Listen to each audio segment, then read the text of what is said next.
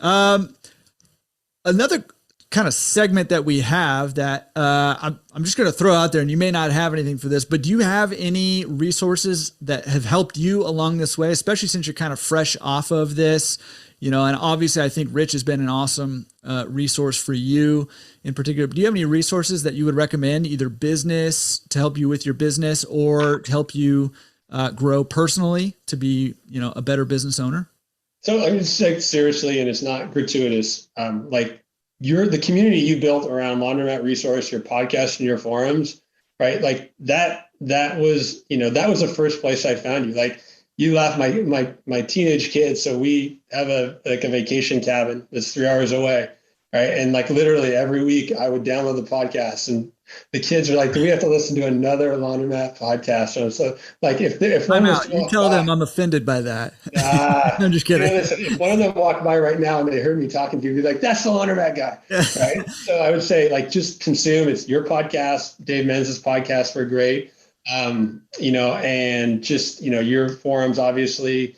And then like now that I'm in the business, there's a couple of the Laundromat owners format on Facebook that have been like, those are the ones that have been probably most helpful on like the real time experience of running a laundromat and the things that come up. You know, outside, like, you know, personal development, probably I would say that the thing, like I'm a numbers guy, right? I come from tech. I would say it's worth a dabble for folks to look at objectives and key results, OKRs, as a way to run their business. You know, there's a great book, I think it was by Intel, but there's more of a story one called Radical Focus by Christina Wadke that like was more impactful, and I think is easier to consume on how this might impact your business. Because like I said, when you have the data in this business, there's a lot of data points that you could track. And there's only a few that really matter, right? And so what are the key results and how are your activities going against that? But like the objective side of it is just helped me, like why it's really easy for me to answer your question about store number 2, right? Like that's on my list of objectives and what are the things that I'm doing this month there. And then kind of on the mindset book, there was a book that I read early on in COVID by a guy named Trevor Moad, who unfortunately recently passed away. He's a kind of a mental skills coach. You know, probably most notable, at least for Seattle folks, for his work with Russell Wilson, but he did a lot of work with Alabama football, Auburn football, things like that. And the book's called It Takes What It Takes. And it's really around the mindset of neutral thinking, which I just think is super valuable because, you know, one of the things they found in working with collegiate football players is for a lot of them, telling them to be positive wasn't credible, right? Just like, oh, you're going to be positive and everything's going to work out right, right? But just teaching them to not be negative was a super important step. And then when you play that out, right, your self-talk to yourself is, you know, probably 10 times more powerful than what anyone else says to you.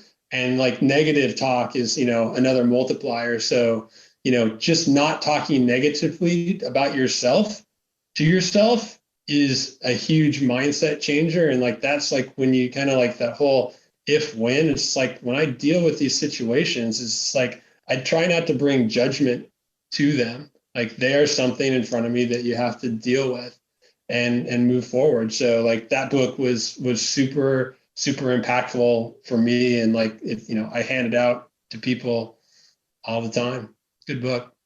Yeah, that's awesome. I haven't read that one, but I'm going to. I'm thinking back as you're talking to like when I first bought my first laundromat, right? And I was sold, you know, that it was going to be easy. I was going to have to go once or twice a week, collect the coins. I was going to make a boatload of money and, you know, should be good to go. And when it didn't turn out that way, there was just an immense amount of stress and pressure. And I mean, it was really like mentally taxing, right? Because I'm like, it's not supposed to be like this. It's supposed to be easy. And like 95% of people or whatever succeed in this business. How am I one of the 5% that's just falling on my face, right? And all this friction that I was feeling because I expected it to be one way, and it was kind of the opposite of what I was expecting, right? And it wasn't until, I mean, I have not read this book, and I'm going to read it because I'm resonating with what you're saying about it. But it wasn't until I got to the point where I was like, okay, I need to be done with that. It's just going to be easy, and, you know, I'm not going to have to spend any time there, and I'm going to rake in the dough. I need to be done with that, right? Because, and kind of like the title for me is like money, like it takes what it takes, right? Like it, you know, I'm going to have to go every single day for a while until I figure this thing out, right? It just, that's what it's going to take. So that's what it is. So I shouldn't stress out about it because, you know, it takes what it takes to succeed in the business. So I haven't read it, but I'm going to.